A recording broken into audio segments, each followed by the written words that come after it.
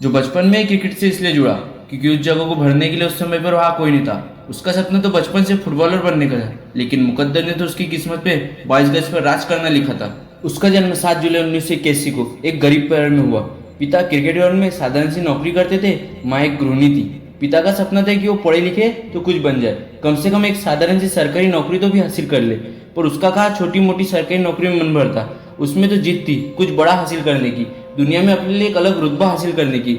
उसके लिए वो दिन रात मेहनत करता रहता। जहाँ हम लोग पेपर लिखने बैठते हैं तो हम लास्ट में 5 मिनट और मांगते, वो आधा घंटा पहले पेपर सॉल्व करके चले जाता। वहां से जाकर वो अपने सपने पर फोकस करता, अपने आप को और बेहतर बनाता।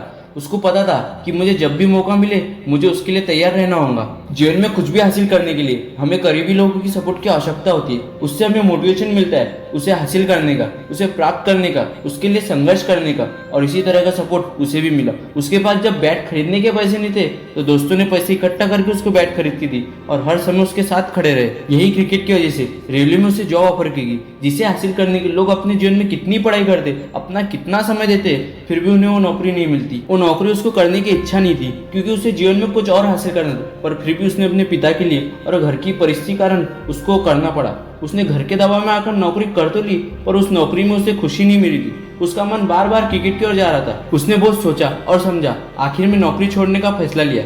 जब यह फैसला उसने अपने पिता को बताया तो पिता नाराज हो गए और कहा, तुम्हें जो करना है वो करो, बुढ़ापे में जब तुम क्रिकेट नहीं खेल पाओगे तब क्या करोगे।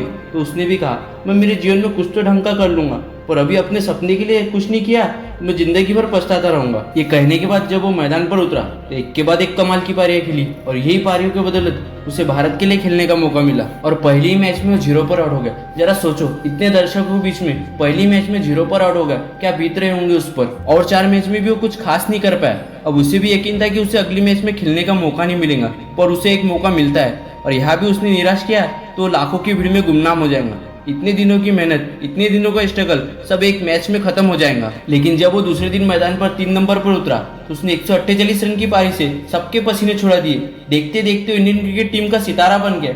सभी लोग उसे मैच विनर के रूप में देखने लगे और उसकी काबिलियत की वजह से उसे 2007 में इंडियन क्रिकेट टीम की कमान दी गई। उसने भी पूरी टीम नवी ले जाकर भारत को T20 वर्ल्ड कप जिताया। ये वर्ल्ड कप अभी खत्म हुआ ही नहीं था कि उसने 3 साल बाद आने वाले वर्ल्ड कप की तैयारी उसी वक्त शुरू कर दी। लोगों ने उसे नीचे गिराने के, उसको कमजोर करने के बहुत प्रयास किए, पर उसने किसी के ऊपर ध्यान नहीं दिया। और 3 साल बाद जब टूर्नामेंट शुरू हुआ तो टीम एक के बाद एक मैच जीतकर क्वालिफायर तक पहुंच गई। पर क्वालिफायर मैच कुछ आसान नहीं था, इसे भी उसने जिता दिया। और फाइनल में भारत टीम के 2 वरिष्ठ खिलाड़ी कुछ खास नहीं कर पाए, पर एक और से गौतम गंभीर ने टीम को संभाल रखा था। अब विराट कोहली का विकेट गिर गया था, युवराज सिंह की आने की बारी थी, पर उसे पता था वो मुरलीधरन को आसानी से खेल लेगा, इसीलिए वो पहले आ गया और धीरे धीरे मैच को अपने कब्जे में लेने लगा। आखिर में जब वो पूरी तरह सेट हो गया तो उसने अपनी रन गति को तेजी से बढ़ाया और हेलीकॉप्टर घुमाकर उसने भारत को 28 साल बाद वर्ल्ड कप जिताया। सभी की आंखों में आंसू थे, तब जाकर धड़कनें शांत हुई और देखते देखते वो पूरे देश का चहेता हो गया। लोग उसकी एक झलक पाने के लिए कुछ भी करने को तैयार हो जाते हैं। मुझे पता है आप सभी को उनका नाम तो पता चल ही गया होगा, जो रेगिस्तान में बर्फ की तरह शांत रह सकता है, अगर गुस्सा आ जाए तो बर्फ को भी अपने गुस्से से पानी बना सकता है, जो 22 गज का राजा है, बस उसकी उपस्थिति मैच को अपनी ओर मोड़ने के लिए काफी है। वो कहते हैं ना, अनहोनी को होनी कर दे, होनी को अनहोनी। जर्सी नंबर 7 है उसका, नाम है महेंद्र सिंह धोनी। जी हाँ, हेलीकॉप्टर बनाने वाला भी उतना फेमस नहीं होगा जितना उसका हेलीकॉप्टर शॉट। लेकिन अब हम सभी के लिए 2024 में दुख की घड़ी है। ये IPL के बाद हम कभी कह नहीं सकेंगे कि माही मार रहा है। माही बेशक तुम क्रिकेट छोड़ दो, पर तुमने जो हमारे दिल में जगह बनाई है कभी कोई भर नहीं सकेगा। आखिर में 4 लाइन माही भाई के लिए। जब टीम हारती थी, जब तू चट्टान की तरह खड़े रहता था, और जब टीम जीतती थी तू कोई किसी कोने में खड़ा हो जाता था। जब तक तू खेल में होता था, जब तक जीतने का हौसला रहता था, तेरे दिमाग के आगे सब फीका था। इससे कौन अनजान है, इतने खिलाड़ियों को बड़ा बनने का तूने दिया मौका था। सदी में अब दूसरा महीना आएगा, क्योंकि जो बात तुझ में थी और किसी में खा पाएंगी।